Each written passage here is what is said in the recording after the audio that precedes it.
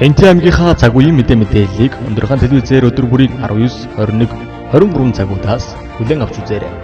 Төвийн томоохон телевизүүд болох TV9, TV5, Молор, Нутаг 21 телевизийн орон нутгадх инфо өндөр хаан телевиз. Бид танд үнэн бодит, шуурхай, хүртээмжтэй, тэнцвэртэй бодит мэдээллийг цаг алдалгүй газар дээрээс нь хүргэж байна. Бидэнтэй харилцагуудаас 7056 33 97. Сайн бацхан үзэгчдээ та бүхэнд орон мэндийг өргөн дэвшүүлье. Өндөрхөн мэдээллийн хөтөлбөр үзэгчдэнд хүрэхэд бэлэн болсон байна. Агарлаханд болно. Ингээд та бүхэндээ мэдээлэлээ танилцуулъя. Эхний мэдээ. Хэнти аймгийн улс цагуур орчны шинжилгээний албанаас цагаар мэдээллийг өгч байна. Өчигдөр орсон цаас Хэнти аймгийн ихэнх нутгаар орсон бөгөөд Хэнти аймгийн өмнө дэлгэр Баднаруу Бадчирээд Жаргалтан суманд өчигдрийн байдлаар 5 см зузаан цасан бүрхүүл тогтоод байна. Хэнти аймгийн дархан өмнө дэлгэр Баднаруу Цэнхэр мандал Гашаар Хэрлэн Баян улаан Баямөнх дэлгэр хаан Жаргалтан үлзийд 3 баян сумын нутгаар 1.1-ээс 3 мм, шөндөө дархан сумаас босод нутгаараа 1-ээс 4 мм цас орж цасан шуурх шуурчээ. Ихэнх нутгаараа 1-ээс 7 см цасан бүрхүүл тогтсон байна. Хамгийн их нь өмнөд гүйсэн бөгөөд 7 см, Баднаруу Бадчирээд Жаргалтан 5 см цасан бүрхүүл тогтсон байна. Салхи зүүн хойноос секундэд 2-оос 13 м, өдөртөө 1-ээс 7 градус, шөндөө 8-аас 12 градус хүйтэн байна. За 11 сарын 11-ээс 12-ны өдрүүдэд ихэнх нутгаараа цас орж зөөлөн цасан шуурсан. Тэгээд тунцны хувьдлаар 0.1-ээс 4 мм-ийн тунц ороод ихэнх нутгаараа цасан бүрхүүл тогтсон байгаа. Тэгээд өмнө дэлгэр Хэрлэн Баян Батнаруу Бадчирээд Жаргалтан сумдын нутгаар 4-өөс 7 см-ийн цасан бүрхүүл тогтоод бусад сумдын нутгаараа 1-ээс 3 см-ийн цасан бүрхүүл тогтсон байгаа. За энэ урд шөнийн хугацаанд болохоор ихэнх нутгаараа дулаан хонсон боловч тэгээд цаашдаа ихэнх нутгаараа хүйрс хүйтрээд за Хэрлэн онон голынхаа сав газраар за шөндөө 18-аас 23 градус, өдөртөө 9-өөс 14 градус, тэгээд бусад нутгаараа болохоор 15-аас 20 за градус, өдөртөө 8-аас 13 градус хүйтэн байна. Тэгээд цаашдаа болохоор ихэнх нутгаараа 14-ндөө Хэнти уулархаг нутгаар, 17-нд ихэнх нутгаараа цас орж зөөлөн цасан шуурна. Энэ хугацаанд салхи маань ихэнх хугацаанд баруун хойноос 6-аас 11 м. 11 сард бол 11 сарын төлбөр бол 11 сарын дунд үе дунд үеийн их үеэр 11 сарын сүүл үеэр сүүлийнхаа 11 сарын 3 дугаар 10 хоногийнхаа ихэнх болон сүүл үедээ цастай гэж гарсан байна. 11 дугаар сарын 14-нд нутгийн хойд хэсгээр 17-нд зарим нутгаар цас орж цасан шуурх шуурна. 11 дугаар сарын 13-наас 15-нд зарим газраар секундэд 14-өөс 16 м, 16-17-нд ихэнх нутгаар төр зуур секундэд 16-аас 18 м хүрч ширвэснэ. 14-15-нд ихэнх нутгаар өдөртөө хүйтэн ирж баг зэрэгс болорч бусад хугацаанд уулархаг нутаг Хэрлэн онон голын хөндийгөөр шөндөө 18-аас 23 градус, өдөртөө 9-өөс 14 градус, бусад нутгаар шөндөө 15-аас 20 градус, өдөртөө 3-аас 8 градус хүйтэн байна. 11 сард агаарын температур олон жилийн дунд 15-аас 1 градусаар дулаан, хур тундас олон жилийн дунджийн орчин байна. Мэдээллийн хөтөлбөртэй хамт байгаа үзэгчид та бүхэндээ баярлалаа. Дараагийн мэдээ. Хөдөлмөр нийгмийн хамгааллын яам, засгийн газрын хэрэгжүүлэгч агентлаг, хөдөлмөр халамж үйлчилгээний газар, Монголын ажил олгогч эзэдийн нэгдсэн холбоотой хамтран олон улсын хөдөлмөрийн байгууллагын суурь 8 конвенцүүдийн талаарх ойлголт, хандлагыг дээшлүүлэх сургалтыг өнөөдөр иргэний танхимд зохион байгууллаа. Сургалтын гол зорилго нь хөдөлмөр эрхлэлтийн үндэсний зөвлөлийн шийдвэрийг үндэслэн аймаг орон нутгийн удирдлага болон нийгмийн түншлэгч талууд, ажил олгогч эзэд үйлдвэрчний эвлэлийн идэвхтэн сонголтнуудын ойлголт, хандлагыг дээшлүүлэх, олон улсын хөдөлмөрийн байгууллагын хөдөлмөрийн хэм хэмжээний үйл ажиллагааны тухай үндсэн ойлголт өгөх, эвлэлдэн нэгдэх хэрэгчлөө болон зохион байгуулах эрхийг хамгаалах тухай 87 дугаар конвенцийг хэрэгжүүлэхэд анхаарах асуудлыг тань мэдүүлэхэд оршиж байна. Сургалтын эхэнд аймгийн засаг даргын орлогч Хэрлэн Чулуун, хөдөлмөр халамж үйлчилгээний газрын дарга Эрдэнэ Жаргал, Монголын ажил олгогч эзэдийн холбооны гүйцэтгэгч захирал Ганбаатар нар төр иргэний нийгмийн байгууллагын төлөөллөд сургалтын ач холбогдлын талаар оролцогчдод хандаж үг хэлсэн бол үргэлжлээд сургагч багш нарын хөтөлбөрт сургалтууд явагдаж ирсэн юм а. Тэгэхээр энэ олон улсын хөдөлмөрийн байгууллагын одоо энэ хөдөлмөрлөх эрх, хүний эрхийн тухай суурь 8 конвенц гэж ийм суурь конвенц байдаг байхгүй. Тэгэхээр энэ суурь 8 конвенцийн талаарх ажил олгогч эзэд, ажилтны байгууллага, төрийн байгууллага хүмүүсийн үүрэг ойлголт хандлагыг дээшлүүлэхийн сургалтыг анх удаа энэ Хэнти аймагт бид зохион байгуулж байгаа. Энэ сургалтыг зохион байгуулах хүсэлтийг Хэнти аймгийн засаг даргын тамгын газар, Хэнти аймгийн хөдөлмөр халамж үйлчилгээний газар одоо санаачилж хүсэлт тавиад тэрнийг одоо хөдөлмөрийн яам, хөдөлмөр халамж үйлчилгээний газар дэмжиж энийг зохион байгуулж байна. Тэгэхээр Энэ олон улсын хөдөлмөрийн байгууллагын энэ суур хэм хэмжээ хөдөлмөрлөлийн конвенц гэдэг маань бол ерөөсөө хүний эвлэлдийн нэгдэх эрх, ажил хөдөлмөр хийх эрх, тэгш одоо хөдөлмөрлөх асуудал, эрхтэйчүүд эмгчээчүүд тэгш байх тухай гэдэг энэ маш олон тийм ардчлалын суур зарчмуудыг одоо бий болгосон конвенц авахгүй. Тэгээ энэ конвенцуудыг манай хөдөлмөрийн хууль, хөдөлмөрлөлтийн хууль, бусад хуулиудад бол ингээд суудсан байгаа. Тэгээ энэ хуулиудыг одоо бэрхжүүлэх асуудлаар бол бид нар энэ эзэдүүд ямар үүрэгтэй юм ажлын байран дээр энэ конвенцийн зөрчилд орохгүй тул юу анхаарах ёстой юм. Ийм зөрчил илэрлээ гэвэл мэргэжлийн хяналтын байгууллага ямар ойлголттой байх ёстой юм. Цагдаагийн байгууллага ямар ойлголттой байх ёстой юм. Төрийн байгууллага ямар ойлголттой байх вэ гэдгийг тал талаас нь одоо ингээд гаргаж ирсэн харилцан ойлголцуулсан ярилцсан ийм одоо уулзалт семинар болж байгаа юм. Бид нар бол танай аймагт энэ олон улсын хөдөлмөрийн байгууллагын суур 8 конвенцийг Монгол хэл дээр орчуулад хэвлээд аваад ирлээ. Энэ одоо олон улсын суур конвенцаар ажлын байран дээр одоо нөхцөл байдал ямар байна гэдэгт өөртөө үнэлгээ хийдэг энэ аргачлалыг гаргаж ирээд ажил олгогчд өгч байна. Үйлдвэрчний хэвлэлийн байгууллагууд өгч байна. Өнөөдөр ингээл одоо гэрээ зөрчлөө тэглээ гэж маргахаас илүү яг бодит байдал дээр өөрийнхөө үйл ажиллагаанд үнэлгээ хийгээд би одоо энэ одоо хөдөлмөрлөх наснаас доош хэмжээний хүүхэд ажилуулсан биш байгаа даа. Би ер нь одоо энэ ажиллаж байгаа улсуудынхаа тэгш одоо ажиллах нөхцөлийн зөрчиж биш байгаа даа. Хүүхдийн хөдөлмөрийн төвчгүй хөдөлмөрийн хэлбэрийг одоо үйлдвэр аж ахуйн нэгдээр ашигласан биш байгаа гэдэгтэй аж ахуйн нэгд өөрөө үнэлгээ өгөөд ажилтнаа хамтран үнэлгээ өгөөд энэ болцоо нөхцөлийг өгч байгаа. Ингэснээрээ бол аж ахуйн нэгж байгууллага өөрөө доктортой үйл ажиллагаа явуулна, доктортой ажилчдтай байна. Тэгээд явуулж байгаа үйл ажиллагаа нь олон улсад нэр хүндтэй ийм байх юм. Тийм учраас бол энэ чиглэлээр энэ ойлголт хандлагыг өгөх чиглэлсэн энэ одоо нэг өдрийн сургалтыг одоо бид нар зохион байгуулж байна. Энэ удаагийн сургалтанд аймгийн хөдөлмөр халамжийн үйлчилгээний газар, мэргэжлийн хяналтын газар, цагдаагийн газар, гэр бүл хүүхэд залуучуудын хөгжлийн газар, үйлдвэрчний эвлэлийн хороо, ажил олгогч эзэдийн холбооны 40 шахам хүн оролцсон юм а. За өнөөдөр манай аймагт хөдөлмөр нийгмийн хамгааллын яам, хөдөлмөр халамж үйлчилгээний ерөнхий газар, олон улсын хөдөлмөрийн байгууллага, ажил олгогч эзэдийн холбооны хамтарсан сургалт зохион байгуулж байна. За энэ сургалт нь бол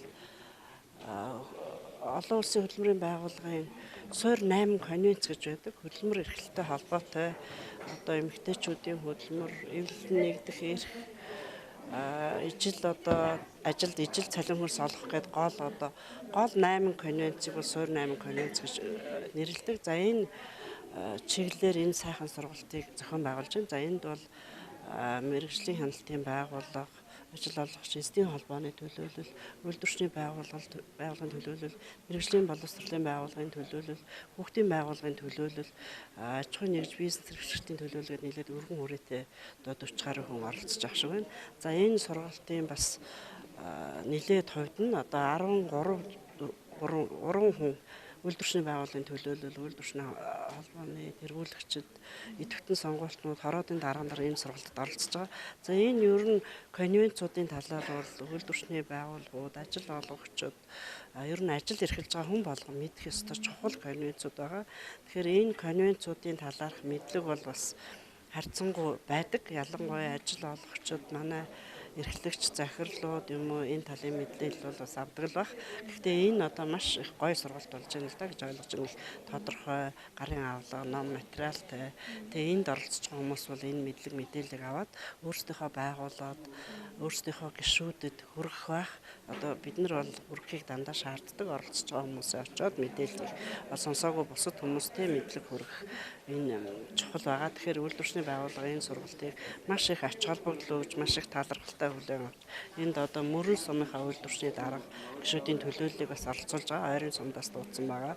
За тэгээд 10 гаруй манайч нь бол нэг 60-аад ус аж ахуйн нэгжтэй гишүүн байгууллагатай байдаг. Тодорхой хувь нь би бас олныг оролцуулахыг зорьсон гэвч манайх одоо 10 гэсэн тоотой байсан. Тэгтээ бас нэг 13 хүн оролцож байгаа.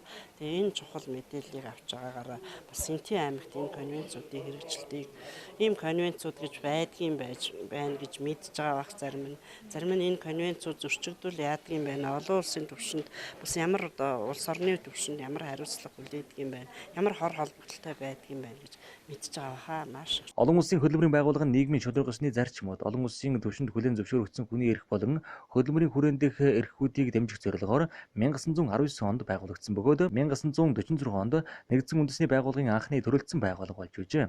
Жил бүрийн 6 дугаар сард Женев хотод 187 гишүүн орны засгийн газар ажил олгогчид ажилчдын төлөөллийг хамруулсан хурлыг зохион байгуулдаг байна. Дашрамдуулахад энэ жил олон улсын хөдөлмөрийн байгууллагын 100 жилийн Монгол улс олон улсын хөдөлмөрийн байгууллагад эзэсний 60 жилийн төгөөж байгаа юм байна.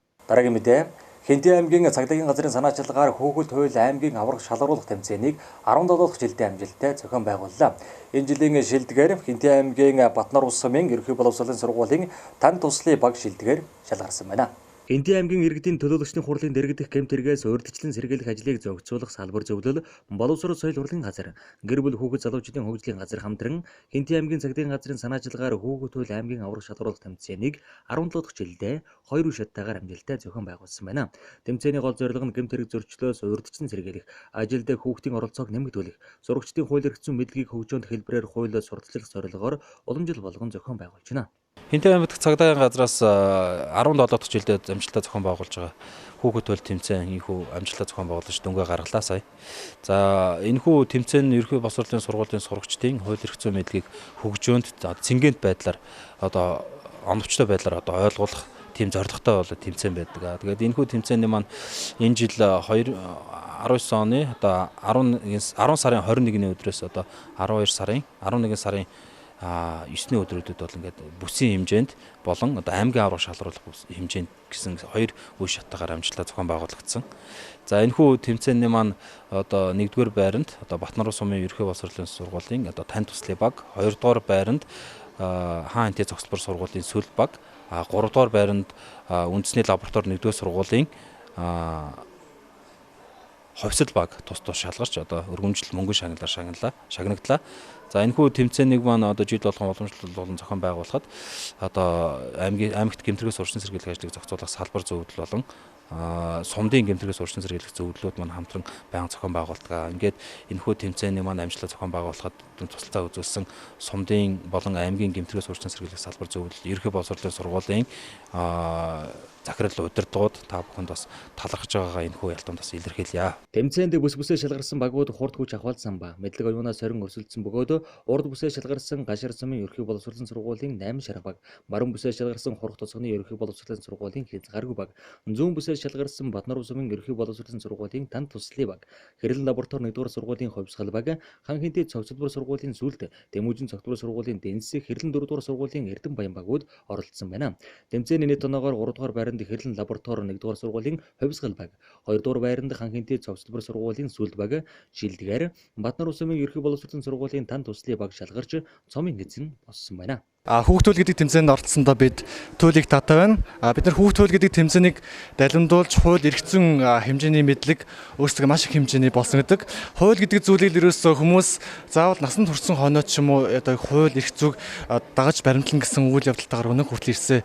Гэтэл хүмүүс бид нар нэхвчлэн хүүхдэд гэдэг зүйл хууль гэдэг зүйлийг төдийлнэх сайн мэддэггүй. Энэхүү тэмцээнийг далимдуулж бид нар хууль гэдэг зүйлийг гүнзгийрүүлж судалж нэг нэгнтэйгээ харилцан ойлголцож мэдэж авсан туйлыг байна. Амжилт гэх юм бол манай 2015 онд аймгийн аврагаас 2-р байр, 2018 онд бүсийн 6 удаагийн авраг, энэ жилд бас нэг тэргүүн барилсанд бас туйлыг татаа байна. Тус тэмцээнд жил ирэх тусам сурагчид идэвхтэй сайн оролцож байгаа юм. Үүний гол зорилго нь хууль эрх зүйн мэдлэгийг олж авах, судлах, аав ээж, ах эгч дүүнэр, найз нөхөддөө түгээхэд тэмцээний гол ач холбогдол оршиж байгаамаа. Хөтөлбөр үйлчлэн танд хүрч байна. Дараагийн мэдээ. Хинтээ аймгийн мэдээлэл харилцаа холбооны үндэсний ассоциацийн гишүүн байгууллагуудын дунд жил бүр уламжил болгон зохион байгуулагддаг спортын тэмцээн амжилттай зохион байгуулагдаж шилдэгүүдээ тодрууллаа. Энэ талаарх мэдээллийг одоо хүлээн авч үзнэ. Энэхүү ассоциацийн гишүүн байгууллагад мэдээлэл харилцаа холбооны салбар болон мэдээлэл холбоо сүлжээ, Монголын захиргаа холбоо, шуудан үйлчилгээний газар, өргөн холбооны компаниуд, хэвлэл мэдээллийн байгууллагууд багтдаг юм. Энэ удаагийн тэмцээнд 5 байгууллагын 5 баг, сагсан бөмбөг, гар бөмбөг, буухя, дардас гэсэн тэмцээнүүдээр өрсөлдөж шилдэг баг шилжин явах цомоо гардан авсан юм. Тэмцээний хувьд энэ жил даарцын төрлийг шинээр нэмсэн юм. Бид нар 8 дахь жилдээ энэ уламжлал арга хэмжээ маань явж байна. Энэ жилийнхийг өөрийн толгойн операторын залуучууд маань зохион байгуулж байгаагаар онцлогтой. Тэгээд тэмцээний маань нэр төрөл бас өөрчлөлт орж ирж байна. Даарцын тэмцээн орж ирж байна. Энэ бас их онцлогтой харагдаж байна. Даарцын тэмцээний нэлийн хөгжүүлэх бодлогыг бас бид нар өрн бас ассоциацийнхаа төвшөнд энэ чиглэлийн залуучуудтай бас ярилцж байгаа юм зүйлүүд байгаа. 5 байгууллага яг байгууллага 8 байгууллага юм байна. Зэрэгэд чиглэлээрээ бол нэг 5 чиглэл. Хинтээ аймгийн хэмжээнд мэдээлэл технологийн чиглэлийн салбарын бүхий залуучууд байна да. Оруулж ирнэ. Тухайн жилд одоо энэ арга хэмжээг зохион байгуулж авч явж байгаа залуучууд яг энэ арга хэмжээнийхээ одоо бүхий санаачлалыг өөрсдөө хатаа авалдаг. ямар төрлөөр ямар арга хэмжээ явуулах вэ гэдэг бидний гарт байдаг учраас ингээ өөрчлөгдөд явах байх. Гишүүнчлэл маань их шинжлэгдсэн байна. Одоо 2020 онд бид нар гишүүнчлэлээ шинжилж авах хэрэгтэй болсон байна. Баталгаажуулах юм байна. Дээр нь яг энэ салбарт ажиллаж байгаа яг энэ тоонд байгаа залуучуудыг бид нар нэг өдөр ч гэсэн спортоор нөхөрлөж танилцах энэ боломжийг гаргах ийм л үүдэлтэй. Тэгэхээр зэрэг энэ залуучууд маань эндээ хөгжөөд өөрсдөө дотроо тоглоосоо хин нэг гадны спортын нөхдүүд орж ирж бидний тэмцээн дээр бас амжилт үзүүлэх ийм байдлыг бол бид нар бас нэг хүлээн зөвшөөрөх байгаа. Тэгэхээр энэ тал руугаа нэлээд чиглэсэн гишүүнчлэлийн арга хэмжээг нэлээд наривчилж судалгаагаа гаргах хэрэгтэй юм байна л гэдэг дээр яг хардсан. Урд урдны жилүүдэд болохоор үндсэн бид нар волейбол сагсаал зохиогоо явчихдаг байсан. Тэгээ буухач гэдэг юм уу те оос татал гэсэн төрөлтэй. Энэ жилийн хөтөлбөр нэмэлтээр дартс гэсэн төрлийг оруулж ирсэн байгаа. Энэ нь болохоор нөө бусад бас байгууллагууд маань тэгээ дартсын спортоор маш сайн хичээлж байгаа. Тэгэхээр энэ тал дээр бас бид нар аягүй анхаарал бусад бас багуудаа гоё ярилцахын тулд бас нэмэлтээр оруулж ирсэн байна. Ер нь бол байгууллагууд маань бүгдээрээ залуучж байгаа. Маш олон залуучуудтай болсон. Тэр ч утгаараа эрэгтэйчүүдийнхээ багийг бас олон төрлөөр, эмэгтэйчүүдийнхээ багийг ч гэсэн бас олон төрлөөр бас явуулахыг хичээсэн байгаа. Тэгээд анхудаа бас 3 эсрэг 3 гэдэг эмэгтэй төрлөөс зохиож үзлээ. Маш амжилттай боллоо. Одоо болохоор манайх нэг 60-аад тамирчин бас оролцож байгаа байх. За ассоциацийн бас гишүүн байгууллагууд маань бүгдээрээ хөдөө оронтгоос сумдаасаас ирж оролцож байгаа. Тэгэхээр энэ нь болохоор манай тэмцээнийг бас ямархуу хүрээтэй явж байгааг бас харуулж байгаа хаа. За тэгэхээр энэ тэмцээнд бол 8 жил зохион байгуулахад бид одоо яг сүүлийн 4-5 жил оролцсон байдаг. За өнгөрсөн жил оролцоогүй. За тэгээд хэвлэл мэдээлэл телевизүүд нэг баг болж бид ордог. Яг хүн зөвхөн учраас бүгдээрээ ингээд Медee гүшүүдийг оролцуулаад тэгээд өнөөдөр нэг баг болж оролцож байгаа. За бидний хувьд бол яг өнөөдөр бол их сайхан нэг өдрийг арга хэмжээ зохион байгуулж өнгөрүүллээ. Шинэлэг зөвлөнгөөл дартс нэмсэн бас шинэлэг байна. Тэгээд ямар ч байсан тэмцээн уралдаанууд 0-оос илүүтэйгээр бас нэг энэ тэмцээнд хамт олноос урайлаад оролцъё гэдэг үднээс оролцдог. Ер нь бол төрүүлэх нь чухалээс оролцох нь одоо бас чухал гэж бас манай одоо салбар бас үздэг байгаа. Тэмцээний нийлбэр дүнгээр Медee холбоо сүлжээ 1-р байранд орж 2-р байранд Монголын цахилгаан холбоо, 3-р байранд шудан үйлчлэгийн газар, 4-р байранд телевизийн баг, 5-р байранд өргөн холбооны баг тус орсон байна. Шилдэг дартсны тамирчнаар Медee холбоо сүлжээний нэгтлэн ган болд, шилдэг эрэгтэй сагсчнаар Монголын цахилгаан холбооны тамирчин ган хүү, шилдэг эмэгтэй сагсчнаар Медee холбоо сүлжээний тамирчин оюн эрд, шилдэг гар бөмбөгийн эрэгтэй тамирчнаар Сүхбаатар нар тус шалгарлаа. Шилжин явах цомыг Медee холбоо сүлжээний баг авч дараа жилийн тэмцээнийг зохион байгуулахаар болсон юм а. Дараагийн мэдээ. Залуу гэр бүлүүдэд түүх соёлын өвийг хамгаалах, ардын урлаг, ёс заншил, уламжлал зан үйлийг өвлүүлэх, залуучуудын оролцоог дэмжих, гэр бүлийн татвар амьсгалыг бүрдүүлэх зорилгоор жил бүрийн 11 дугаар сарын 11-ний өдрийг улс орон даяар үлгэрч аав ээжийн өдөр болгон тогтмол тэмдэглэн өнгөрүүлэхээр болсон. Уг өдрийг мөн Хинтээ аймагт тэмдэглэн аав ээжүүд бяцхан үрстэй үлгэр ярьж өгсөн юм а. Үлгэрч аав ээж өдрийн хүрээнд Хинтээ аймгийн гэр бүл хүүхэд залуучуудын хөгжлийн газар, боловсрол соёл урлагийн газар хамтран Хинтээ аймгийн бүх сургууль цэцэрлэгүүдэд үлгэр уншихыг уриалж энэ өдрийг үр дүнтэй тэмдэглэн өнгөрүүллээ. Хэрлэн суманд үйл ажиллагаа явуулдаг 8 цэцэрлэгэн эцэг эхийн дунд үлгэрч аавж уралдааныг зохион байгууллаа. Уралдаанд 8 цэцэрлэгийн төлөөллөд оролцох ёстойгоос 5 цэцэрлэг идэвхтэй оролцож эцэг эхчүүд сонирхолтой үлгэрийг хүүхдүүдэд ярьж өгсөн юм а. Уралдаанд Монгол ардын үлгэрээс сонгон авч 3-5 минутанд багтаан ярих бөгөөд хүүхдүүдтэйгэн харилцан ярих, уран гоё илтгэх, жүжиглэх хур чадвар, хувцас, үлгэрийн сонгоц зэргийг харж шилдэг үлгэрч аав ээжүүдийг шалгаруулсан юм а. 3 дугаар байранд 7 дугаар цэцэрлэгээс оролцогч Одмаа, 2 дугаар байранд Хэрлэн 4 дугаар цэцэрлэгээс оролцогч Замдэнхүү, 1-р байранд 2-р цэцэрлэгээс оролцогч Мөнх Эрдэнэ нар тус шалгарсан юм а. Харин энэ өдрийг мөн Хэрлэн лаборатори 1-р сургууль үлгэрч аав ээжийн өдөр болох аянд нэгдэж сурагчдаар эцэг эхт нь 246 хүүхдүүдээр үлгэр ярьж өгөхийг хүссэн захидлыг бичүүлж хариуг нь хүүхдүүдээр дамжуулан авсан бөгөөд эцэг эхчүүд идэвхтэй оролцож хүүхдүүддээ ном худалдан авч өгөх хандлага ихэлсэн байна. Мөн Хэрлэн лаборатори 1-р сургууль нь үлгэрийн уран сэтгэмжээр аялж хэл яриагаан хөгжүүлэн ухаан бодлоон цэгцэлж зөв Монгол хүүхэд болон төлөвчцгөө уран дорн сурагчдын хооронд үлгэр ярих тэмцээн зохион байгууллаа. Тус тэмцээнд 3-5 дугаар ангийн хүүхдүүд оролцож үлгэрээс сурсан зүйлээ хэрхэн ярьж байгааг дүгнэн. 1-р байранд 5А ангийн сурагч Анх Цэцэг, 2-р байранд 5Г ангийн сурагч Зул, 3-р байранд 5В ангийн сурагч Анх Манар тус шалгарсан байна. Үлгэр бол ер нь тэгээд альва үндэсний ёс заншил, өөх төөх, тэгээд нийгмийнх нь одоо амьдралын орчин, соёл одоо бүхэл зүйлийг уламжлаад ард түмэн тэгээд уран сэтгэмжээр байжуулаад өнөө үед уламжлаад өгсөн гэдгээр л их онцлог байдаг шүү дээ. Тэгээд уран сэтгэмжээр байжуулсан энэ үлгэр бол дандаа сайн сайхнаар төгсдөг. Тийм болохоор дандаа одоо хүмүүсийн хүсэл мөрөөдөл шингэсэн байна гэж ойлгож байна. Тэгэхээр эндээс үл хүүхдүүд уншсанаар бол маш их тийм төлөвшөл төлөвшлийг бол олж авдагаараа бас онцлог байдаг. Тийм учраас үлгэрийг уншуулах энэ одоо боловсрол соёлын урлагийн газар гэр бүл хөгжлийн газраас зохион байгуулж байгаа энэ үлгэр ярих өдөр тийм ээ өдрийг зохион байгуулж байгаа бол бид нар бол их талархж хүлээж авсан байгаа. Тэгээд манай сургуулийн зүгээс 3, 4, 5 дугаар ангиудынхаа дундтал захидал бичих хөдөлгөөн өрнүүлсэн. Тэгээд захидал бичих хөдөлгөөн өрнүүлээд эцэг эхчээс нь хариу захидлыг авч бид нар ер нь хүүхдүүдэд үлгэрийн ном авч өгөөч гэж одоо тийм ээ хүүхдүүд маань тийм хүсэл мөрөөдлөө илэрхийлсэн мөн үлгэр ярих өдөртөө бол цагтаа бол гэж бичсэн хүүхдүүд бол бас байгаа. Тэгээд хүүхдүүдийн энэ одоо саналыг бол эцэг эхчүүд бол маш их дэмжиж хүлээж авсан хариу захидлыг бол бичсэн байгаа. Бид нар захидлаа бас үзэсгэлэнтэй тавьж байрлуулсан байгаа. Тэгээ 3 дугаар ангийн сурагчид маань бол 4 хувирын тоглоё гээд одоо үлгэрээр дүрээ бүтээгээд одоо 4-д хувираад тоглох юм үйл ажиллагааг 4-5 дугаар ангийн сурагчид болохоор үлгэр хэн сайн ярих вэ гэсэн энэ уралдааныг одоо зохион байгуулж байна өнөөдөр. За өнөөдөр болохоор 11 дугаар сарын 11.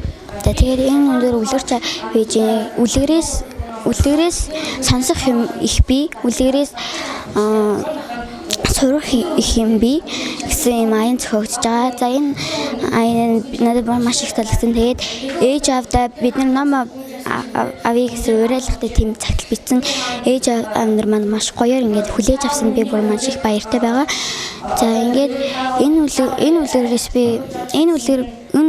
аянаас би маш их ингээ ойлгож аваа. Тэгээд энэ сургуультай зохиогдож байгаа юм маш их баяртай байна. Үлгэрээс ингээд их юм ингээд ойлгож унших маш их юм байдаг. Тэрийг ингээд лавчруулад ойлгоод авах юм бол их сонирхолтой гоё үлгэрээс. Тэгээд анан тэгээд 7 шиг ба ямаа гэсэн үлгэр. Тэр айгуу гоё. Тэгээд тоглосон болохоор надад гоё сонирхолтой санагдсан. Аав ээж хоёр надад үлгэр ярьж өгчээсэн. Тэр чи бас аав ээжтэй үлгэр ярьж таартай байдаг. Тий аав ээжтэй би үлгэр яриад ойлгосноо аав ээжтэй бас ярьдаг. Мөн бага ангийн хүүхдүүд үлгэрийн зохиомжлон жүжигчилсэн тоглолт үзүүлж ангийн нөхөддөн төлөвлөж байлаа. Хүүхдүүд үлгэр сонсож уншсанаар хүүхдийн сэтгэн бодох чадвар сайжирна. Орой унтахтаа удаасаа захим тоглоом тоглох бус ном унших дадал хэвшил бий болгосноор залуу гэр бүлийн гишүүдийн үүрэг хариуцлага нэмэгдэх юм а.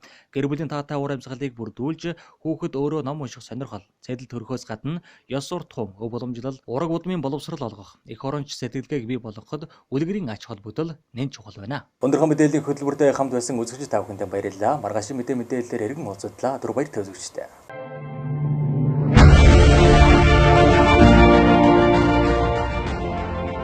Хэнтэй аймгийнхаа цаг үеийн мэдээллийг өнөөдрийн телевизээр өдөр бүрийн 19, 21, 23 цагуудаас хүлээн авч үзээрэй. Төвийн томоохон телевизүүд болох TV9, TV5, Модор, Утаг 21 телевизийн орон нутгадх инфо өндөр хаан телевиз. Бид танд үнэн бодит, шуурхай, хүртээмжтэй, тэнцвэртэй бодит мэдээллийг цагаатлагүй газар дээрээс нь хүргэж байна. Бидэнтэй харилцагуудаас 7056 33 37